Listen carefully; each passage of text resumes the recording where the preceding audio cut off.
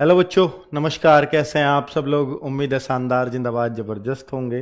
बच्चों, ये वीडियो होनी तो पहले थी, बट कुछ वक्त थोड़ा कम मिल पाया, जिस वजह से मैं ये वीडियो नहीं करवा पाया, वरना एक दो दिन पहले हो जानी चाहिए थी। पर अभी भी लेट नहीं हुई है।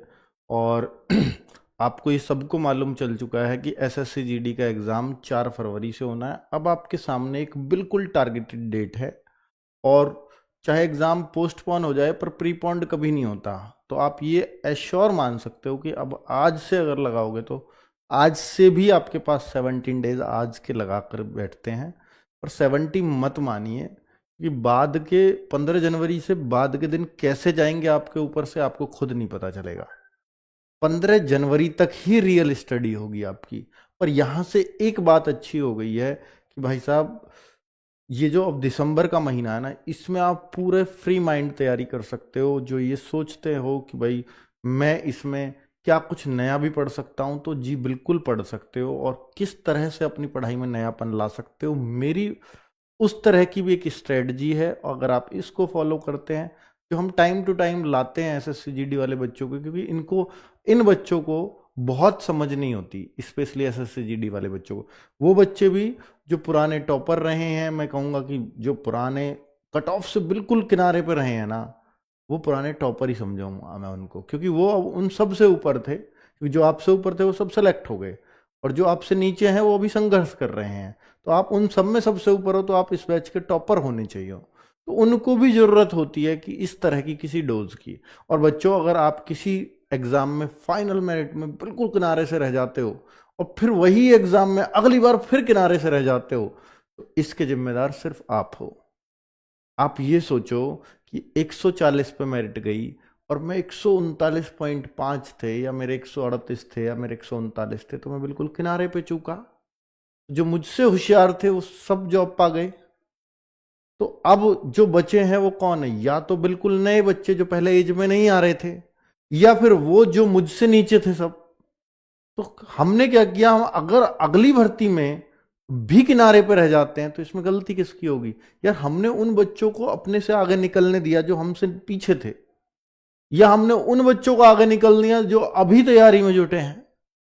तो इसका मतलब मेरी तैयारी में कहीं ना कहीं कमी रही है, क्योंकि मैं तो इस बार टॉपर होना चाहिए। और ये बात की है साबित शाहरुख खान ने। 171 नंबर आए हैं, पिछली बार कट ऑफ के किनारे से रहा था। तो भाई, आप अपनी क्षमताओं को थोड़ा सा बढ़ाना सीखो, तो निश्चित तौर पर आप उस लाइन को, जो सिलेक्शन की लाइन है, उसको छू जाओगे। और वो बच्चा ये बोला फिर, सर बहुत अच्छा रहा, पिछली बार बीएसएफ मिलती, और बीएसएफ मिलती तो मैं पता नहीं, उसमें इतना टाइट शेड्यूल होता है, तो मुझे पता नहीं ट्रेनिंग पे पढ़ने का टाइम मिलता है नहीं मिलता। बीएसएफ मिलती तो हो सकता है मैं पूरी लाइफ उसमें रह जाता। लेकिन अब मुझे इस साल एसएसएफ मिलनी तय है, क्योंकि मैं तो रैंक 1 के आसपास हूं, 1 ही है ऑलमोस्ट। तो इस बार में अब मेरे पास चांस है कि मैं एसएसएफ मिलेगी तो यहां मैं अपनी पढ़ाई भी कर सकता हूं। और जब पढ़ाई करूंगा तो जरूरी सी बात है कि मैं कहीं सब इंस्पेक्टर भी निकाल सकता हूं। तो वो जो कुछ होता है भले के लिए होता है, पर उस भले को आपको भुनाना पड़ेगा। ऐसे ही नहीं है कि भला होगा इस बार, बैठ जाता हूं शांति से, ऐसे नहीं होता कभी भला।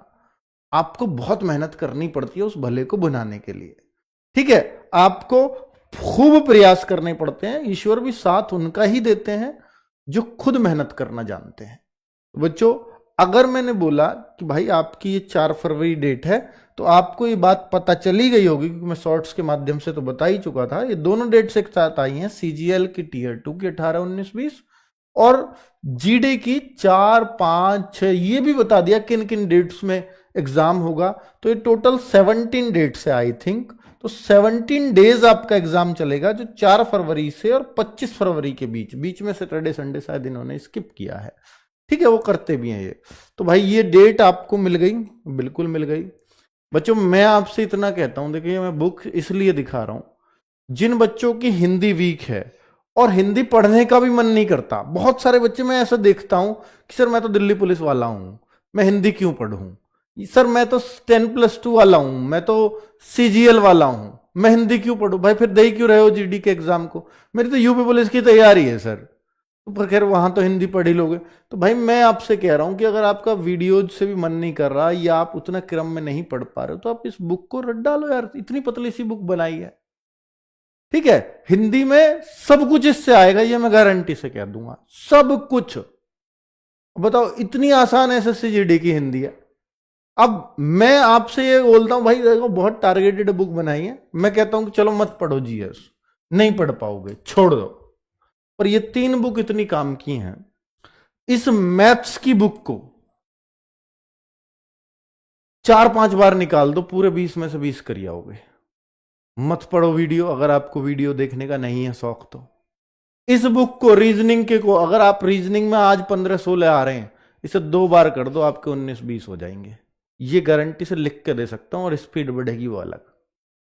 करिए ना आप। देखिए बच्चे, जैसे इसमें पहला चैप्टर है, मान लीजिए कोई चैप्टर है, डायरेक्शन का चैप्टर है इसमें, डायरेक्शन।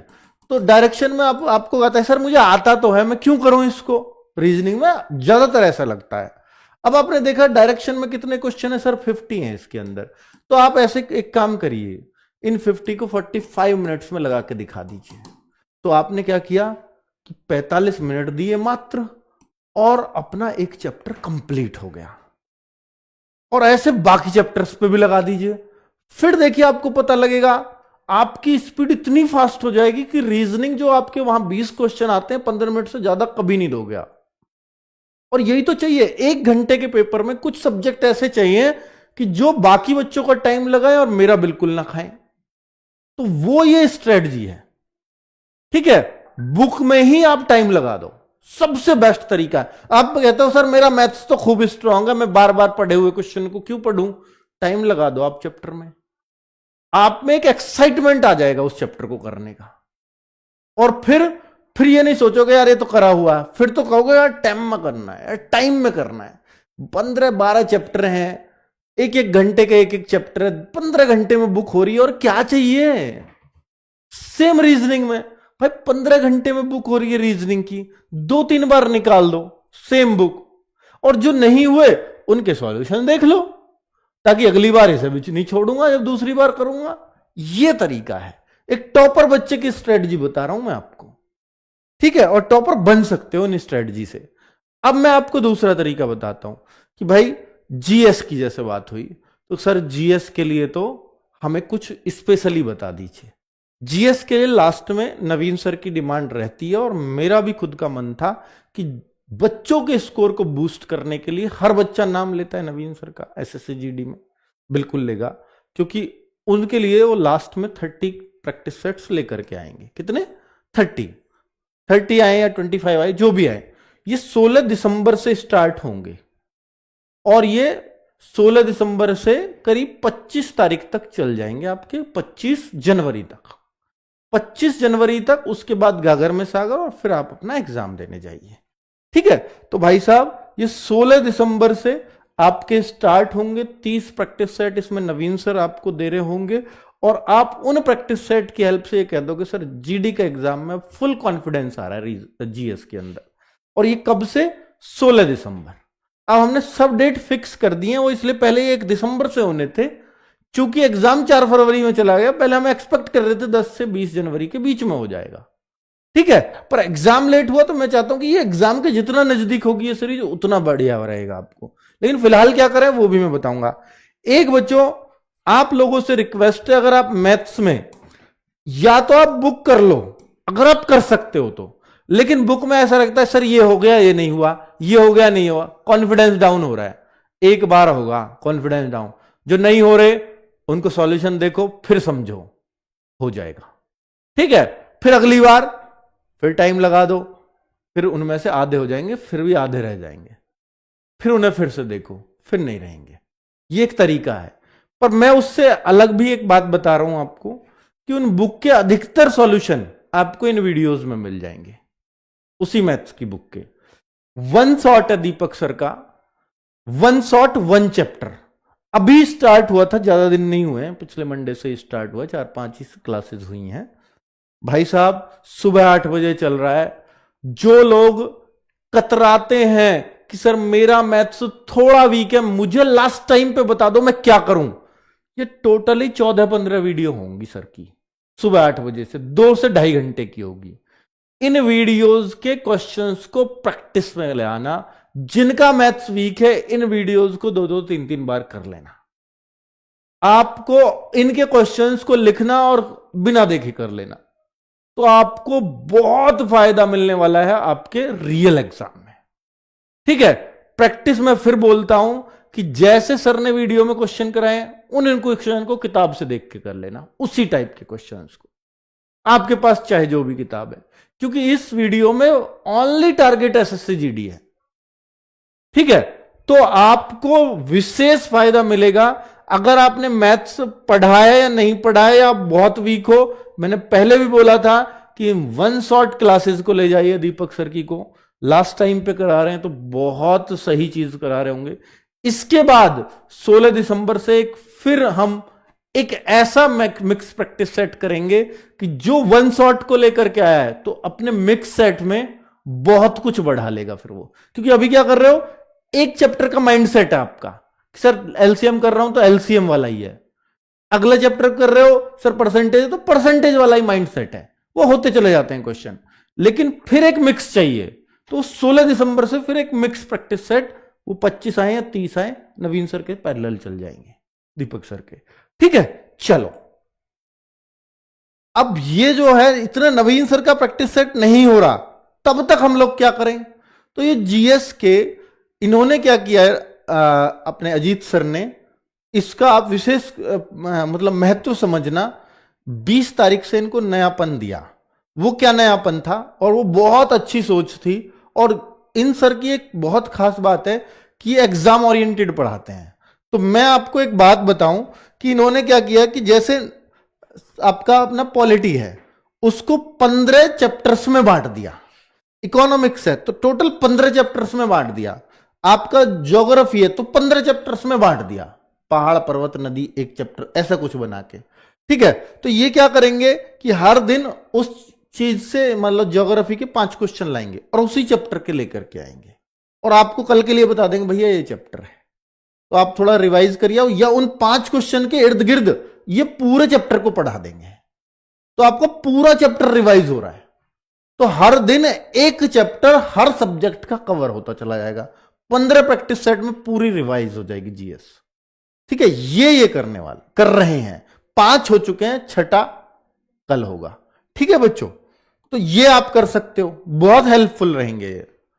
हिंदी के प्रैक्टिस सेट नीरज सर ने एक नयापन दिया, नए तरीके से लिख भी रहा है, इनको लेवल वाइज बांटा। लेवल वाइज में किस तरह बांटा कि भाई एक तो इजी लेवल, इजी लेवल को वो लोग मत करो, देखो मैं सबके लिए भी नहीं कह रहा, जिनकी हिंदी अच्छी है मत करो उसको, वो आपके लिए है भी नहीं।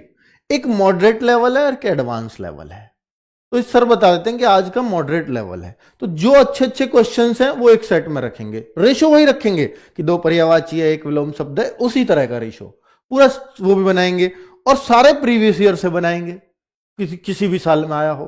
तो ये भी नहीं है कि भाई कोई अलग ही क्वेश्चन लेकर के आ रहे हैं, पर उनको लेवल वाइज बांट दिया। तो जो हिंदी भाषी स्टेट्स हैं उनको मॉडरेट लेवल और एडवांस लेवल की हिंदी करनी चाहिए। जो गैर हिंदी भाषी स्टेट्स हैं उनका जो इजी लेवल की हिंदी है उसमें अगर उनका 16-17 आएगा तो उनका कॉन्फिडेंस बहुत बूस्ट होगा, और पेपर में कोई भी लेवल आ सकता है हिंदी का, चाहे वो इजी आ जाए, चाहे वो मॉडरेट आ जाए, चाहे वो एडवांस आ जाए। इसलिए हम तीनों लेवल के लिए आपको तैयार कर रहे हैं। ठीक है, कई बार पेपर अलग अलग लेवल का अलग अलग शिफ्ट में आ जाता है कि आज के में हिंदी थोड़ी टफ थी, आज के में हिंदी बहुत आसान थी तो रीजनिंग थोड़ी टफ थी।